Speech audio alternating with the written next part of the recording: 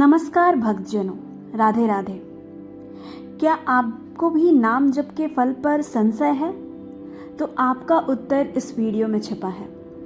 इस बात को जानने के लिए आप वीडियो के अंत तक जरूर बने रहें। मानव जीवन का परम लक्ष्य है भगवत प्राप्ति अर्थात भगवान से मिलन। शास्त्रों में अनेक मार्ग बताए गए हैं, ज्ञान योग, कर्म योग, अष्टांग योग और भक्ति योग, परंतु संतों का निष्कर्ष एक ही है, नाम जप से बढ़कर कोई साधन नहीं।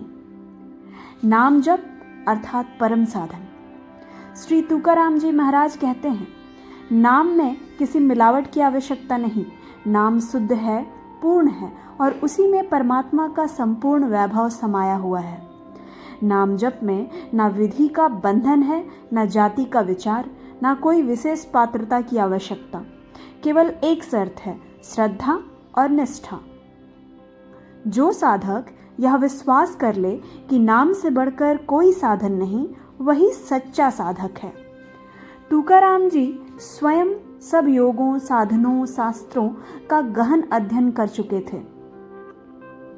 फिर भी अंत में उन्होंने घोषणा की कि जो कुछ मुझे मिला वह केवल नाम से मिला, ज्ञान से नहीं, योग से नहीं, कर्म से नहीं, केवल नाम जप से। नाम में अनंत शक्ति छिपी हुई है।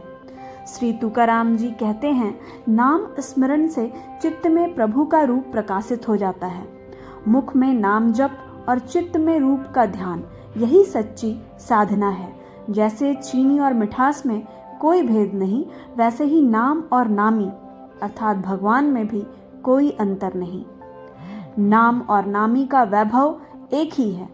जिसने नाम पकड़ लिया उसने भगवान को पकड़ लिया।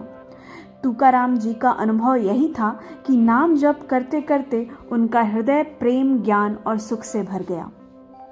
नाम सबसे सरल साधन है।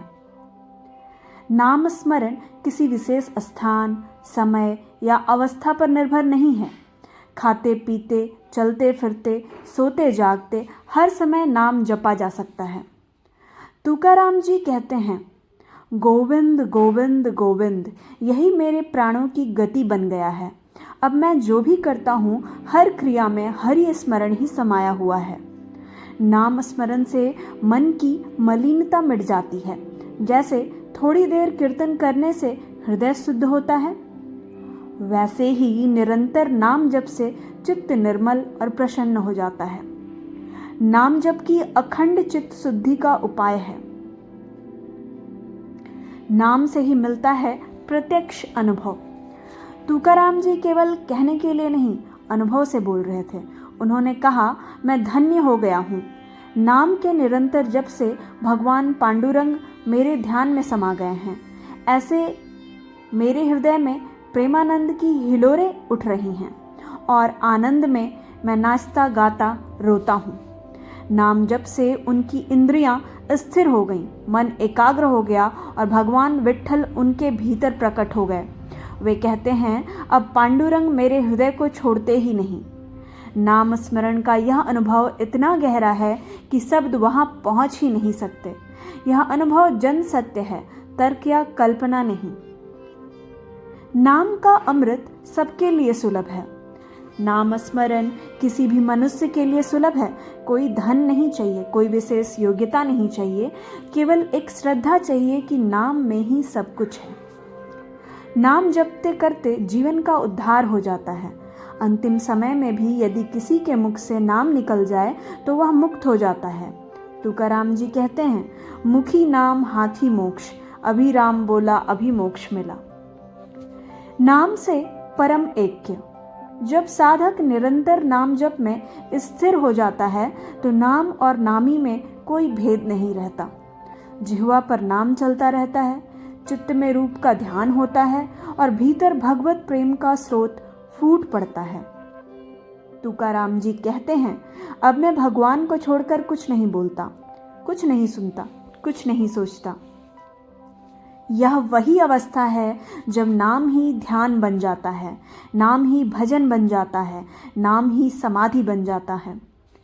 नाम में ही संपूर्ण योग निहित है।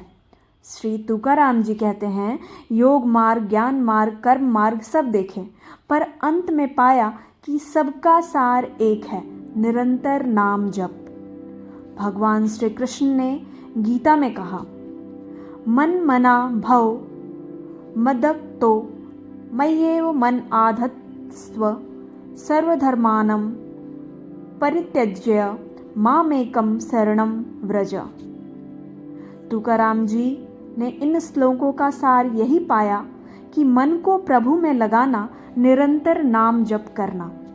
जो साधक नाम में निष्ठा रखता है उसके लिए भगवान स्वयं बुद्धि योग करा देते हैं, मार्ग दिखाते हैं और सब योग अपने आप सिद्ध हो जाते हैं। तो इस पूरी चर्चा से हम क्या निष्कर्ष निकालते हैं? श्री तुकाराम जी महाराज का संदेश सरल है पर अत्यंत गूढ़। नाम ही सच्चा साधन है, नाम में ही सेवा है, ध्यान है, भक्ति है, योग है। नाम से सब कुछ प्राप्त हो जाता है। जो साधक प्रेम पूर्वक निरंतर नाम स्मरण करता है वह इसी जीवन में भगवत प्राप्ति कर लेता है। क्या आप इस बात से सहमत हैं? तो कमेंट में अपनी राय अवश्य व्यक्त करें। राधे राधे।